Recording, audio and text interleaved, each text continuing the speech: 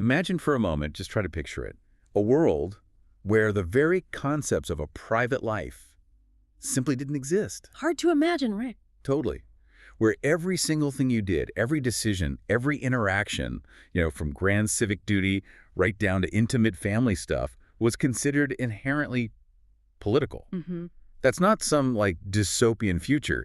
It's actually how some of the earliest thinkers in Western civilization viewed society. It really is a startling contrast to how we think today, isn't it? We draw these really sharp lines. We do. Welcome to the Deep Dive. I'm your host, Speaker. And I'm Expert Speaker. It's genuinely exciting to unpack this one. Me too. Because this topic, it's one of those intellectual journeys that can really fundamentally reshape how you see the structures of power influence, everything around you. I couldn't agree more. So today we're embarking on a deep dive into the surprisingly complex and actually constantly evolving meaning of the political. It's never stood still. No. We'll trace its evolution, starting way back with the foundational ideas of ancient Greece, moving through the dramatic birth of the modern state, all the way up to the really radical insights of modern feminist thought. And along the way, we'll explore how these shifting definitions have shaped, everything from how governments operate to the roles individuals, particularly women, have been allowed or maybe expected to play. Yeah, get ready for some genuine aha moments about the underlying foundations of our world. Seriously. And this isn't just, some dry academic exercise. I really want to stress that. Understanding these historical shifts helps us grasp the deep, often invisible foundations of our own world. Right. It shines a light on who holds power, why certain voices historically got amplified, and conversely, why others were systematically silenced. It's like a shortcut, almost, to being genuinely well-informed about the very fabric of our public and private lives. Exactly. And crucially, how those distinctions, which seem so natural to us now, were actually drawn in the first place. They weren't just there. Right. Okay, so to really understand where we are today, we have to rewind way back. Ancient Greece, often called the birthplace of Western political thought. The usual starting point, yeah. Right. So when the Greeks talked about the political, they use a word that sounds familiar, but meant something much, much deeper. The polis. Let's unpack that. What did polis really imply? That's absolutely the critical starting point. So polis, literally, it just meant the Greek city-state. Okay. But conceptually, it was vastly broader. Okay. It wasn't just geography or government buildings. It signified a shared space, an entire community where all aspects of life were seen as interwoven. And of course, it's where we get our word political. Mm-hmm. But what's really striking is just how all-encompassing this idea was. The classical Greek understanding, it wasn't just about government or laws in the narrow way we might think. Right, not just elections and stuff. Exactly. It referred to everything that happened within the shared life of the community, all the collective decisions made there. There was basically no distinction between private and public in this view. Wow. No separation at all. That sounds incredibly comprehensive. Almost organic. Organic is a great word for it. Yeah. It suggests this view where every part, every member was inextricably linked, like organs in a body. So a decision about, say, trade practices would ripple through and affect everything else. Profoundly significant for every other part. Yeah. Yeah. So to really hammer it home, there was essentially no place to seek shelter from the polices or the political. Nowhere to hide. Nope. Every single aspect of life was committed, in this view, to figuring out and maintaining the good life for the community. Social, political, totally integrated. That does sound holistic. But, and there's usually a but. Always a but. Who got left out. Right. Because even with this all-encompassing ideal, someone was excluded. Precisely. What? While it encompassed all facets of life for some, it was strictly limited. Who was in the club? The club was Greek, adult, free, male, property-owning citizens. So women, Yep. slaves, Yep. foreign residents. Excluded, fundamentally. They had no formal role in the polis, and so they were left out of the very definition of political. Which is vital. It shows that even in this seemingly integrated ethical concept, you had power structures right from the start. Absolutely. Dictating who got to participate, who shaped the good life, and who was just on the margins. The political was always, from day one, a contested space, defined by hierarchies. Okay, so the Greeks had this holistic ethical view. But then, centuries pass, things change, and we get a really radical shift. Let's fast forward past the medieval period in Europe. Feudalism declines, new economic forces emerge. Trade, mercantilism, early capitalism. Yeah, exactly. And this is where the definition of the political starts to morph into something much closer to what we recognize today. It gets It Interesting. really does. With this new kind of social and economic life emerging, the nature of the political starts to undergo subtle but really profound changes. It gradually moves away from being about collective good or ethics And towards, towards becoming an arena for asserting power, raw power and force. wow, that's a fundamental departure. A conceptual earthquake, like you said. It really was. The purpose of politics was being redefined, away from ethics, towards power. It sounds much more pragmatic, maybe even cynical. Politics as power, separate from morals. I'm thinking, Machiavelli. Machiavelli is the classic example, advising rulers on how to keep power, whatever it takes. And Bodin, with his ideas about absolute sovereignty. Exactly. Bodin, Machiavelli, they were absolutely instrumental figures in constructing this new, modern view. So the focus shifts dramatically. It's not the integrated community anymore. No. With modernity, the state becomes the central point, distinct from society. The modern sovereign nation-state, as we know it, emerges as the core entity around which this new understanding of politics revolves. And alongside the state, we get another huge idea, the autonomous, rational individual. Yes, this figure, capable of using reason, freedom, making their own choices, economic, political, religious, that was key to shaking off what they saw as the stifling ties of the old feudal order. Revolutionary for its time, surely. Truly revolutionary. Individual autonomy based on rationality, that was the engine. You see it driving the Renaissance, the Reformation, huge scientific, economic leaps, all premised on this idea of the free and unfettered individual. Okay, so we have the powerful state and the rational individual. Yeah. How does this lead to the public-private split? Because that wasn't really there in the polis. Right. This is the pivotal moment. Yeah. Because if you have this powerful state and these autonomous individuals, you need boundaries. Limits on state power. Precisely. It became crucial to define the limits of legitimate state intervention. What could the state regulate? That became the public realm. Law, collective interest, government action. And what was off limits? That became the private realm. Areas of personal freedom, autonomy, things out of bounds for the state. With these boundaries, they weren't exactly clear-cut, were they? Not at all. The source material nails it. They've always been controversial and rather slippery. Still are. Think about online privacy, data collection. Exactly. It's the same fundamental tension. Where does the state's reach end and personal freedom begin? That distinction, public versus private, became foundational to modern politics. For the very first time, really. #Tag3, liberalism, rationality, and the gender divide.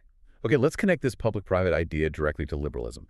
A core belief of liberalism is that all humans possess rationality. Right. Yes. A wonderfully radical idea for its time. Because it implied everyone, regardless of social standing, wealth, even sex, had this potential to reason, to improve, to change things. Hugely liberating. And liberal feminists jumped right on this. They argued, quite logically, women are human beings, therefore women possess rationality. Therefore women should assume their rightful place in the public sphere. Simple as that. You had thinkers like Mary Wollstonecraft, later John Stuart Mill. Right. And the source calls it a touching faith they had.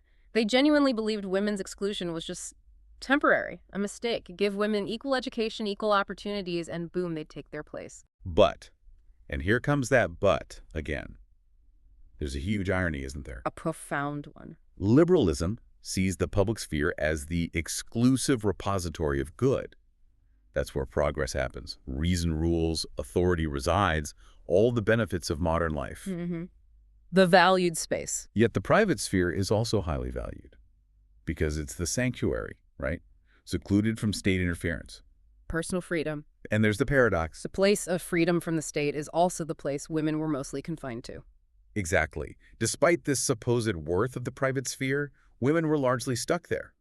And their exclusion from the political public sphere, the sphere of reason, deliberation, authority, was justified. How did they justify keeping rational beings out? By conveniently defining the non-political private sphere as the space for, well, different things. Repetitive natural activities of love, nurturance, care, and sacrifice. So women were supposedly naturally suited for that and lacked the rational abilities for the public world? Precisely. Lacked the dispassionate reason, the emotional fortitude, apparently. Their exclusion was framed as natural, even necessary for social order. And this wasn't just like social custom, it got scientific backing. Oh, yes. This exclusion, this definition of women's natural place, was even pressed into service by emerging disciplines like psychology, giving it that veneer of scientific truth. Who specifically? Well, the source quotes Freud, Sigmund Freud himself, unequivocally stating things like, women have but little sense of justice, and their social interests are weaker than those of men. Wow. And their capacity for sublimation of their instincts is less. It's right there. Using the authority of science to legitimize and perpetuate women's relegation to the private. It made the gender divide seem natural, immutable, not a political choice, but a fact of nature. Okay, so the traditional setup confines politics and power to the public realm, pushes women into this private sphere defined by love and sacrifice. What did this mean for the people actually in that private sphere? This is where feminism really comes in strong, right? Absolutely. Feminism, in its various forms, launched an aggressive, truly revolutionary battle against this whole notion. It led directly to that incredibly famous and powerful slogan, "The personal is political." A bombshell, you called it. It really was, not just kitschy. It was a conceptual grenade. It insists that what happens inside the home in relationships, domestic work that is political, it's not separate. It's immediate and intimate. Yes, and it reveals the dark underbelly of power that shapes private life.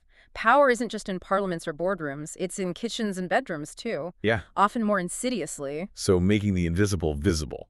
Yeah. Exposing those power structures wherever they operate. Exactly. Think back to Wollstonecraft even before the slogan. She laid out a political program for equal rights, rejecting that public-private divide. But later feminists pointed out, even with her ideas, domestic work stayed unpaid, right? Keeping women economically dependent. Precisely. The structural issues were stubborn, which is where thinkers like Elizabeth Cady Stanton came in. She made that crucial link. Loss of autonomy in the private sphere directly leads to marginalization in the public sphere. She said things often dismissed as personal problems were actually a result of a systemic arrangement of power in society, and hence political or public in nature. Spot on. And Lucy Stone, too, right? Saying voting or owning property is kind of feudal. When not accompanied by the right over one's body. A powerful point. Formal public rights mean little without fundamental control over yourself, even in private. So this realization that power structures both spheres, public and private, and therefore both are political, that's what makes feminism so radical. That's the core of it. It's transformative. It doesn't just ask for women to join the existing public sphere. It fundamentally redefines what political even means. It brings everything, even the most intimate parts of life, into view, remapping the landscape of power. A complete shift in perspective. And it's still incredibly relevant. The source mentions Nivedita Menon writing about women changing names after marriage. A contemporary example. Exactly. Showing how these issues, raised by feminist foremothers centuries ago, are still alive. How a seemingly personal cultural act is embedded in larger power structures about identity, status, patriarchy. The personal is still political. Hashtag full V. Challenging universalism and unmasking patriarchy. Okay, let's dig into another layer, this idea of citizen mothers versus full citizens.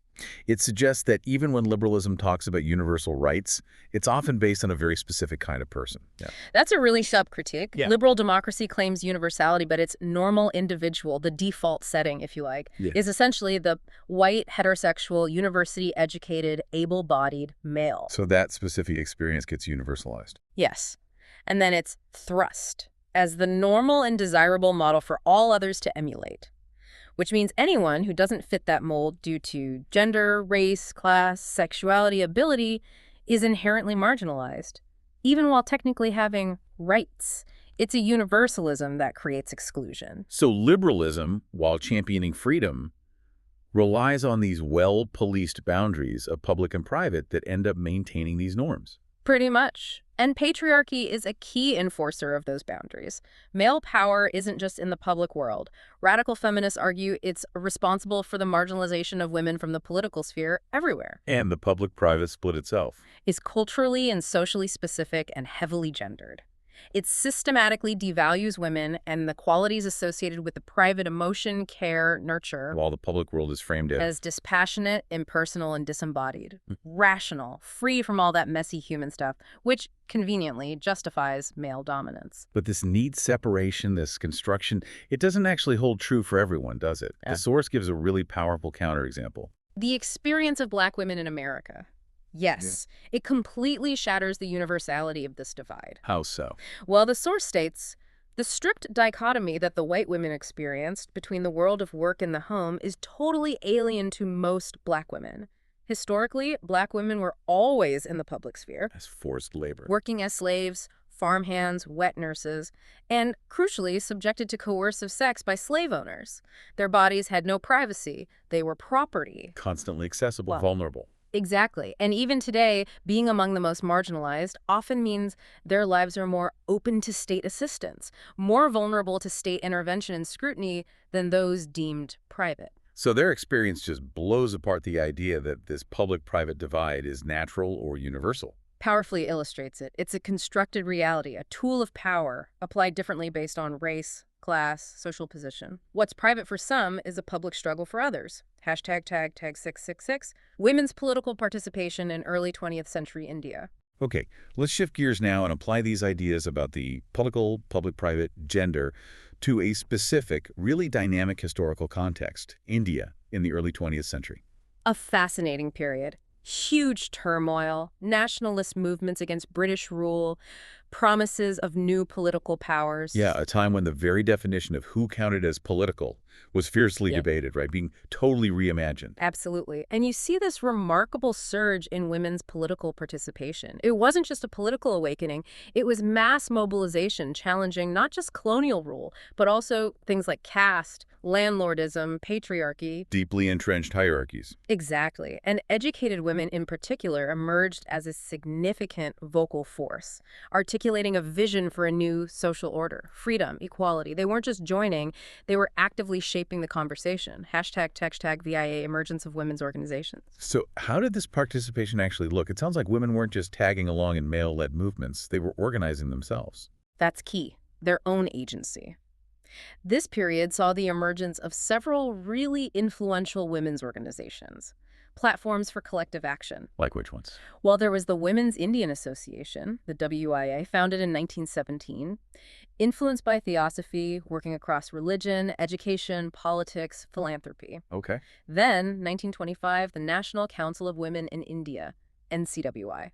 Linked internationally, giving voice to women, often from quite elite backgrounds, on national and global stages. So proper political entities, not just social clubs. Definitely. And perhaps the most influential was the All India Women's Conference, the AIWC. Yes, the AIWC. Came about in 1927. That's the one. Rapidly became hugely influential. Started with a focus on women's education, seeing that as foundational. But it expanded. Quickly expanded to cover a whole range of social and political issues. These organizations, especially AIWC, were crucial in bringing women's issues to the national stage, challenging that confinement to the private sphere. But there was tension, wasn't there, between nationalist goals and feminist goals? A persistent, uncomfortable tension. Yes.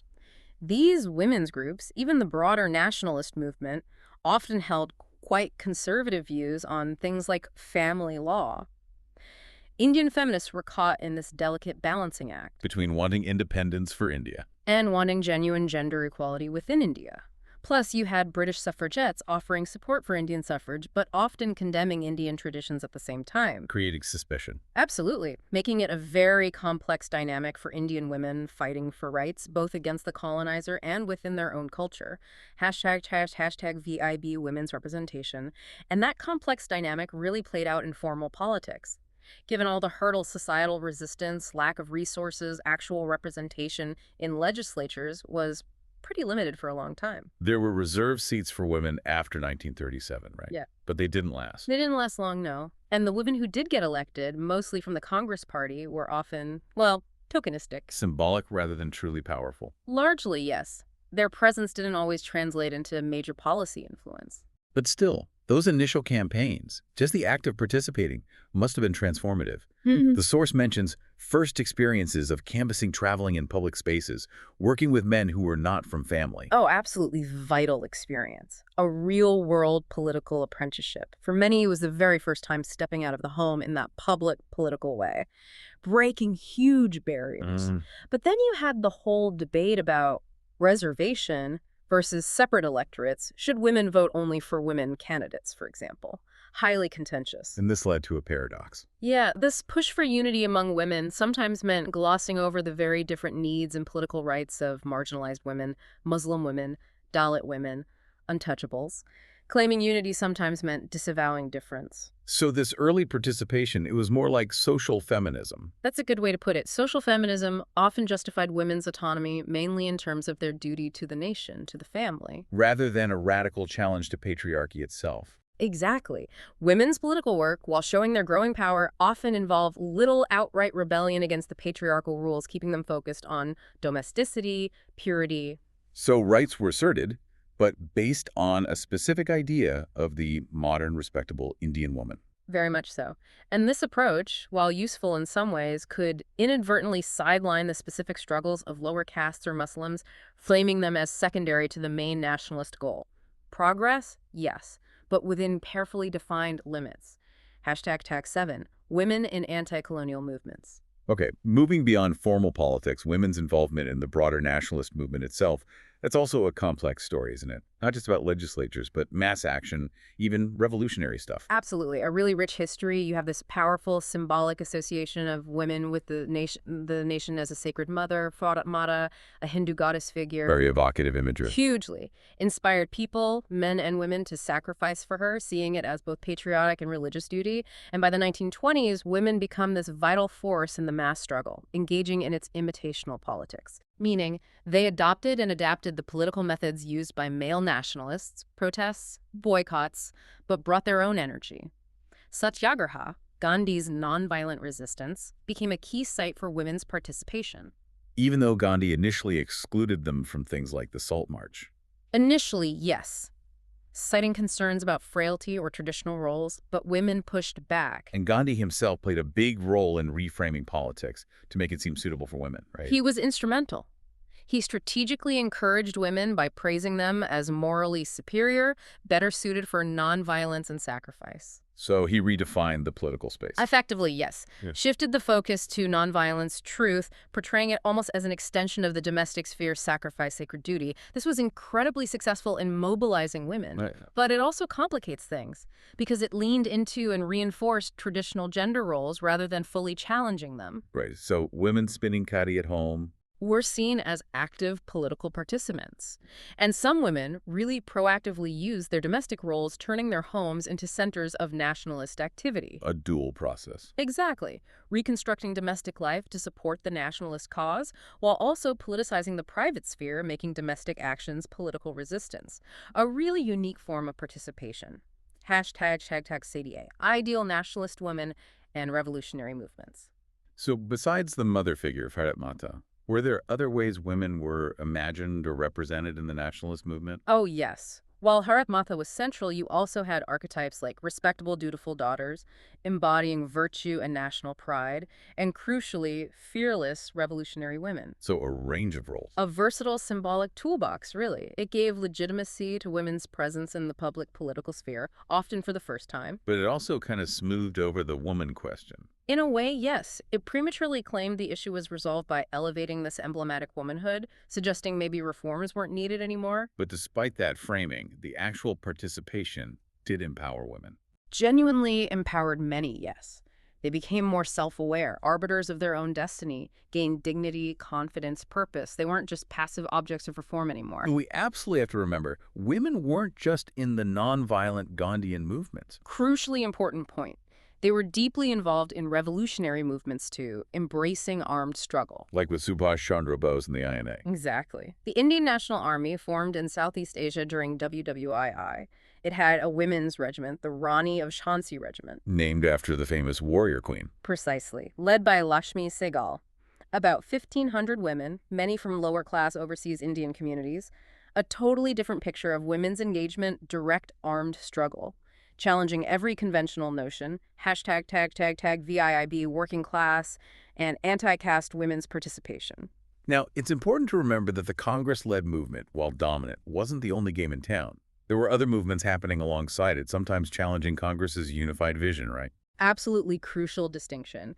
Congress often, perhaps deliberately, downplayed internal conflicts like caste and class to maintain that unified anti-colonial front. But other movements didn't. No, non-Brahmin movements, Dalit movements, the communist movement, they explicitly foregrounded these issues. They pushed for eradicating caste and class hierarchies along with ending colonial rule. And women were active in these too. Very much so, often working alongside Congresswomen activists, but with a different focus: agitational politics, relief work, grassroots organizing targeting specific class or caste exploitation. So these divergences show the cracks in the idea of a unified struggle. Exactly. It points to the crisis of unity, but also highlights the strength and distinctiveness of these different visions for what kind of nation India should be and women's place within it. And this idea of women as mothers of the nation, it also symbolized a push for equality within the nationalist movement, like at the Karachi Congress session in 1931. Yes, that was a landmark. Recognizing women workers in their vision of the nation. That meant seeing women not just through family roles, but as producers, workers, a significant ideological step. And alongside this, you had peasant uprisings. Widespread discontent against colonial land policies, landlordism sparking uprisings across India, and women from the peasantry, landless laborers, showed incredible militancy, even leadership. A direct link between class struggle and women's agency. Absolutely. Fighting not just for the nation, but for their economic survival, their dignity. But often their participation gets glorified. Yeah. But maybe framed only in terms of supporting the male-led movement. Their own agency gets erased. That's a very sharp observation, a critical oversight often. Yeah. Many women were driven not just by nationalism, but by the promise of egalitarian relations on land in the family. Middle-class women joined too? Yes, educated urban women, inspired by visions of economic and social justice, did awareness work, famine relief, formed women's fighting troops. Nori Bahinis became martyrs, faced horrific torture. But after the struggle. A tragic reality often set in: disillusionment. Betrayal by leadership that couldn't or wouldn't change their material conditions, often pushed back to cooking and sewing machines. Despite everything they'd done. Exactly. But still, those struggles set a powerful precedent for radical transformation through left activism, showing women's capacity for leadership and resistance. And the anti-caste struggles. They were crucial for challenging the idea of one single Indian womanhood. Absolutely pivotal. Movements led by figures like Ambedkar, Periyar, they powerfully exposed how caste and gender were intertwined, reinforcing each other. Ambedkar pointed to women as gateways of the caste system. Yes, through the control of female sexuality, reproduction, to maintain caste endogamy, marrying within the caste, which also led to sexual slavery, forced labor for lower caste women. And Periyar's self-respect movement. A radical critique of excluding lower castes from the nation, from basic dignity.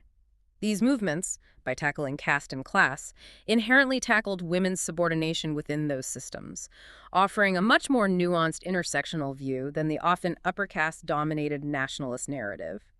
They also cleverly used reinterpreted Indian cultural ideals to challenge Western patronizing attitudes. #8Beth, women's constitutional rights and education in India. Okay, let's move into independent India, a huge step. The Indian Constitution itself, described as a covenant of social and economic justice. That sounds powerful. It really is. The foundational legal document for democratic India, the Constituent Assembly aimed for this pragmatic balance between individual liberty and public good. And there's a key distinction in the Constitution. Yes, between fundamental rights, mainly civil, political, and justiciable, meaning you can enforce them in court, and directive principles of state policy covering social, economic, cultural rights, but non-justiciable. That distinction caused debate. Huge debates throughout India's history. But critically for women, this constitutional backing was immense. It fueled agitation for fundamental rights. Equality, non-discrimination, protective provisions, the right to vote for all adults. And crucially. The assertion of the right over their own bodies. And gender equality was included as a fundamental right from the start. Yes. And then, much later, the 73rd and 74th Amendments in the early 90s brought in that revolutionary one-third reservation for women in local government. Unprecedented globally. Truly transformative. Created that silent revolution at the grassroots. And this constitutional commitment didn't just appear, it had deep roots in the long fight for women's education. That was seen as the crucial first step. #tag a story of women's education. Education is the key. Yeah. But historically, there was a lot of fear around educating women, wasn't there? Anxiety, they challenge tradition, disrupt things. Oh, palpable fear. The belief that an educated woman would refuse her traditional role become difficult to control. So early reformers pushing for education, their motives weren't always purely about women's autonomy. Often not. For many, it was tied to the general welfare, better child rearing, the nation-building project. uplifting the nation through its women rather than empowering women for themselves. Sarla Devi Chaudhurani nailed it, reformers advertising themselves as champions, but often with nationalist goals underneath. But despite those anxieties, by the end of the 19th century, some progress was made. The slogan shifted. Yes, the pragmatic slogan became, educating a girl means educating a family. That shift suggests the stage was being set, at least conceptually, for women to start entering the political domain, even indirectly. And the first concrete steps were women's associations. Exactly. Organized collective action. Pandita Ramabai formed the Arya Mahila Samaj in 1882. Swarna Kumari Debi started Sakhi Samiti in Calcutta the same year. And Sarala Devi Chaudhurani, Her daughter started the first truly all-India women's association, Farat Stri Mahamandal, in 1910. These weren't just social clubs. They were grassroots organizing, laying the foundation for political demands later. #8B women's associations and political participation. Okay, so building on that foundation, social reform, associations then came the direct demand for political rights after World War I. Yes, you see figures like Annie Besant, Margaret Cousins, Dorothy Jeanarajdasa, Indian and European, actively agitating for the vote within the framework of the new Montagu-Chelmsford reforms, a direct confrontation. When was the first formal approach? The announcement on August 20th, 1917, by Edwin Montagu about developing self-governing institutions that opened the door. Then, December 15th, 1917, a landmark. A 14-member women's delegation, led by the amazing Sarojini Naidu, met Montagu and the Viceroy, Lord Chelmsford, To demand what? to formally present their demands for political rights, including suffrage, a clear, direct challenge. And how was it received? Did Montagu say, great idea? Hardly. His diary entry basically called the meeting interesting, just interesting, and the reforms that followed, no mention of women's suffrage. Dismissive. Patriarchal. Completely. Yeah. Viewing it as a curiosity, not a serious political claim. But ironically, that dismissal, it was a turning point. How so? It galvanized women's groups across India, marked a decisive shift from just social reform to an unequivocal demand for political participation, legal equality. It sparked a more militant political consciousness. And the AIWC, the All India Women's Conference, became central to this fight, even though some initially wanted it to stay apolitical. That's right. There was that internal debate, social reform only versus direct politics. But gradually, the voices for political action grew louder. Margaret Cousins gave this passionate speech, asking things like, can the Indian man or woman be free if India remained a slave? Arguing powerfully that women's issues and politics were inseparable. Liberation was linked to the nation's liberation and their own political agency. So the AIWC fully embraced politics. Yeah. Kamala Devi Chattopadhyaya famously declared. To a subject people, politics is its very life. A defiant statement. Signaled the complete integration of women's struggles with the national struggle. And all this, the mass participation, the organizations, the declarations, led to the Karachi Resolution in 1931. Largely, yes. A landmark document for the whole movement. Boldly declared fundamental rights for all citizens, explicitly including gender equality, the right to vote, the right to hold office for women. That laid the crucial groundwork for constitutional equality after independence, empowering generations to come. Okay, fast forward again. Independent India. We've seen the struggle. Now let's look at the grassroots. Representation in state assemblies, parliament remained pretty low, right? Dismal, really. Often 3 to 5% in states, 5–7% in parliament. Stubbornly low for decades. But then something incredible happened in local governance. A genuine game changer. The 73rd and 74th constitutional amendments in 1992. What did they do? Fundamentally reshaped local democracy. Mandated reservation not less than 1/3 of all seats for women. At every level of local government. Rural panchayats, urban municipal bodies. And including chairpersons. Including chairpersons.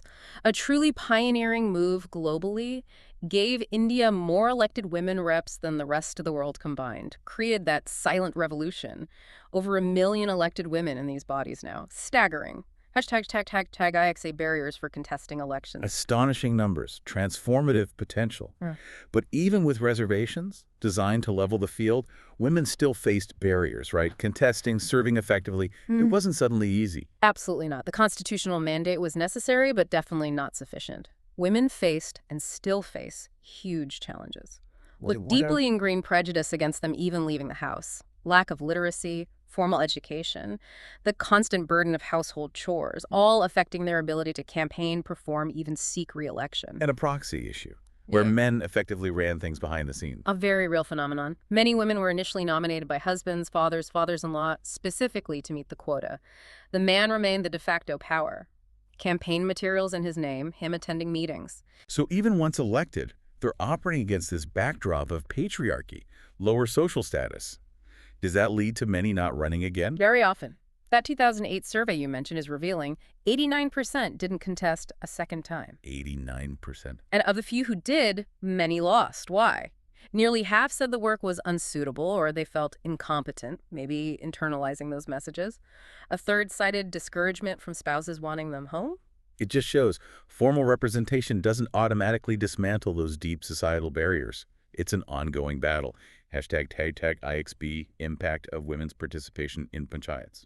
Okay, despite those huge entrenched barriers, what impact did these elected women actually have? Did they govern differently, bring different priorities? They absolutely did. And this is where the silent revolution really shows its teeth. Study after study shows women-headed panchayats prioritize different things that directly impacted daily life. How so? Different from men's priorities. Often, yes. Male-dominated bodies might focus on big infrastructure projects, roads, buildings, sometimes with, let's be frank, opportunities for contracts and kickbacks.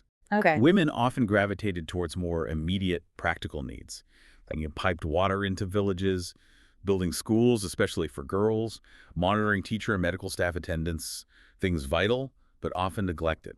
A real shift towards improving daily life, especially for families, women, children. Precisely. Beyond that, smokeless stoves, improving health, crutches for childcare, community halls, even intervening in family disputes, counseling abusive husbands. Really hands-on community work. And in some amazing cases, they dramatically increased local revenues, auctioning village ponds, forests, and channeling the money back into community welfare.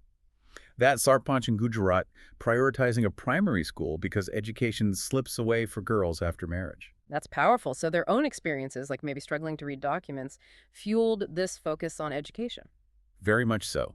Radhabai fighting to get teachers actually teaching in the school, asking, where should our daughters go to study? These aren't abstract policies. They're concrete needs identified and addressed because of lived experience. And other basic services, toilets, water, things that disproportionately affect women. Absolutely. Sunita Lohar ensuring every house got a toilet, understanding the struggle with open defecation, dignity, safety, health. Rutuja Jalgonkar linking lack of toilets to health problems, pushing water conservation because women bear the burden of collection. Savitribai Kuspe pioneering wastewater disposal, non-conventional energy. So real life-altering improvements, often achieved by uniting, asserting collective force against male resistance. Exactly, showing that different priorities lead to demonstrably different, often better outcomes for the community. So the silent revolution is real, tangible progress, despite the odds. But the source notes, representation higher up in state legislatures, is still low. And hostility, even violence against elected women, persists. It's an ongoing, tough struggle. Change is uneven, fiercely resisted, especially higher up the political ladder. So while women's presence in local government has undeniably shifted focus, achieving that critical mass to systematically challenge patriarchy at higher levels is still evolving. Continued support, capacity building, protection for these women, absolutely crucial. The battle is far, far from over. #X, identity politics, communalism, and violence against women. We've seen women fight for a place in politics, redefining it. But we also have to confront how hierarchies like caste and community intersect with gender, leading to horrific violence and discrimination. The source is clear. Caste and gender are inextricably linked. Absolutely. Uma Chakravarti, building on Ambedkar's work, makes this fundamental point. You can't understand the caste system without understanding its link to women's subordination. How does that link work? Primarily through the rigid control of female sexuality and reproduction. That's central to maintaining caste endogamy, marrying only within your caste. This control also leads to sexual slavery, forced labor for many lower caste women. And patriarchy operates invisibly, too. Insidiously, ideologically. Conditioning how we see social spaces, gender roles, who belongs where. Sylvia Walby's Private Patriarchy, Regulating Individuals Within the Household, highlights how pervasive this male power is, even in supposedly private life. #X#XA honor killings and caste-based violence. The source gives a chilling example, honor killings, directly linked to these patriarchal caste-bound norms. A truly brutal manifestation. The case of Vedpal Maan, murdered for marrying Sonia from a different gotra, even though legally married under Hindu law. But the Panchayat, the community council, deemed it unacceptable. Exactly. Deemed it incestuous or a violation of community dictates, regardless of the law.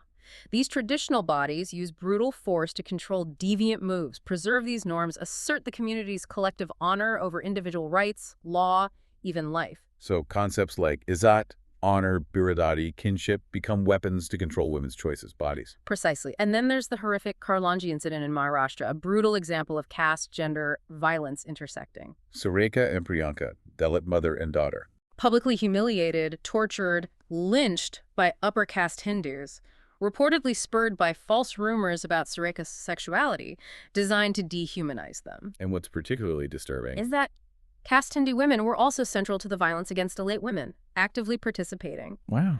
It shows the complex layers, how caste and gender are deployed to oppress, often fueled by intolerance of assertive Dalit women, using rumors to justify extreme violence. It shatters any simple idea of universal sisterhood. Caste divisions can clearly override gender solidarity. Hashtag, tag, X-tag, XB, religious identity and women's rights. The source also touches on religious identity politics, how processes like Islamization in some contexts impact women's rights. Religion as another tool of control. It's a significant factor in many places. When religion becomes the primary identity marker, it has complex political, economic, social consequences, and often the daily practices of conservative groups seeking a specific, rigid Islamic identity directly affect women and the private sphere. Most obviously through family codes, personal status laws governing marriage, divorce, custody, but also controlling clothing, behavior standards. Public assertion of religious identity translates directly into private restrictions for women. So conservatives focus on the private domain to restrict women's public participation, like the Taliban in Afghanistan ordering veiling, deprioritizing female education. A stark example, yes. It shows how certain interpretations of Islam get selectively used to systematically deprive women of rights. Many Islamic countries might modernize economic laws, but women's status often lags, with religion invoked to justify restrictions on mobility, education, public roles. And this clashes with Western ideas about women's rights, Yeah. creating debates about cultural relativism. Exactly, which poses a huge challenge for feminists working within religious frameworks. They face this triple consciousness, navigating national, transnational, international influences all at once. Who are these Islamic feminists? Figures who emerged strongly in the 90s, Fatima Mernissi, Leila Ahmed, Amina Wadud, they've had to walk this incredibly complex tightrope. How do they approach it? By advocating for women's rights, gender equality, social justice, using Islamic discourse itself, arguing for rights through Islamic law reform, engaging with Islamic values, not rejecting them. Believing this allows them to make real change. Yes, to impact ordinary people's lives. Their aim is to challenge male-centric interpretations of texts, reclaim a more gender-equitable, justice-oriented understanding of Islamic law. Ensuring legal equality isn't undermined by traditional family laws that still privilege men. It's a fight for interpretation, for justice from within. Hashtag, hashtag Shia, women in conflict zones, and security sector reform. Moving beyond those everyday structures, women face uniquely terrible challenges in conflict zones. Conflict impacts women and men differently, right? Often forcing women into new, precarious roles. A tragic but critical reality. Women's roles shift dramatically. They might become sole breadwinners, caregivers, taking jobs men used to do, managing households amidst chaos. But they're also doing more than just surviving. Increasingly, yes. They've powerfully shifted the focus from just ending war to actively building sustainable peace. Advocating for long-term, democratic, inclusive peace processes, bringing in diverse voices, ensuring peace means justice and stability for everyone, not just the absence of fighting. The source gives a really powerful example from India, Manipur, a border state facing insurgency, intense state repression, where security forces become predators. It's a critical human rights crisis. Security forces committing horrific acts, sexual assault, torture, abduction, killings with minimal accountability due to special laws like AFSPA. The Armed Forces Special Powers Act. Yes. And while violent responses get media attention, what's often overlooked is the courageous, consistent use of nonviolence and dialogue by women's groups to challenge this repression, demand accountability. Women in conflict zones across India, Chhattisgarh, Kashmir, and crucially Manipur, have been at the forefront of movements trying to end this culture of impunity. And Iram Sharmila from Manipur is a key figure here. An extraordinary symbol. Her 16-year nonviolent, Fast protesting AFSPA, that law giving security forces sweeping powers, virtual immunity. 16 years. Incredible. Her struggle gained huge visibility, and the catalyst for wider protest was the brutal rape and murder of Thangjam Manorama Devi by security forces in 2004. How it happened? 5 days later, an act of breathtaking courage. 12 elderly Manipuri women went to the Assam Rifles HQ, stripped naked publicly, shouting, "Indian Army, rape us, we are all Manorama's mothers." Unbelievable courage. Visceral. Articulated the collective disgust, the uncontainable anger, shook the national conscience, forced the issue onto the agenda. And it actually led to a government response. It did. The Prime Minister visited, promised action. For the first time ever, a commission reviewed a national security law, AFSPA. It recommended withdrawal, though AFSPA tragically remains in parts of the region. But Sharmila's struggle, like Gandhi's, offered a new tool. A potent tool for protest against state repression within a democracy. Showcased women's leadership, driven by justice, immense sacrifice, forcing conversations about human rights, challenging that narrow state-centric view of security as just territory or military might. Showing true security is human dignity. Hashtag XIB, security sector reform, and gender perspective. So how does this push for accountability, seen in Manipur, connect to broader efforts like security sector reform, SSR? What is SSR, and how does gender fit in? SSR is basically a framework to get the state to reform its policies to address the insecurities faced by people, not just the state itself. So making police, army, judiciary more accountable, effective, respectful of human rights? Exactly. Making people feel safe and be safe by ensuring security institutions actually serve their needs. And the interface between gender and SSR is vital because insecurity isn't uniform. Women and men experience it differently. Absolutely critical realization. Bringing in a gender perspective makes SSR much more effective. Why? First, it strengthens local ownership. Women's groups often connect local needs to policymakers. Second, it leads to more effective security through representative institutions. Diverse voices shape policy. Third, and crucially, it helps prevent and respond to gender-based violence, often ignored in traditional security thinking. So women's and men's distinct concerns become integral at every stage. Design, planning, implementation. Every single stage, moving beyond one-size-fits-all, promoting equal participation of men and women, using specific tools like gender budgeting, allocating funds for gendered security needs, having gender experts on SSR teams, a truly holistic approach. So the core idea is what? That the state needs to engage with discontent, economic, social, violent through comprehensive socioeconomic programs, access to justice, safety, not just rely on force. That's proven more effective. Far more effective in achieving sustainable peace. Ultimately, it means the state needs to allow popular struggles, diverse discourses, women's rights, Adivasi rights, Dalit rights to flourish. That's how you build a more humane, inclusive, feminist, people-centered nation-state. It's constant self-correction, constant evolution. Hashtag Outra's outro. Wow. What a journey. We've gone from the ancient Greek polis, where everything was political. Hard to imagine now. Right, through the modern era's sharp, often gendered, public-private divide, and into feminism's radical reimagining of politics as deeply personal. And we grounded those big ideas in the specific, complex realities of India women fighting for the vote, transforming nationalist movements, leading local governments, standing up against violence and repression. What really strikes me, and I hope it strikes you listening, is how the definition of the political isn't fixed.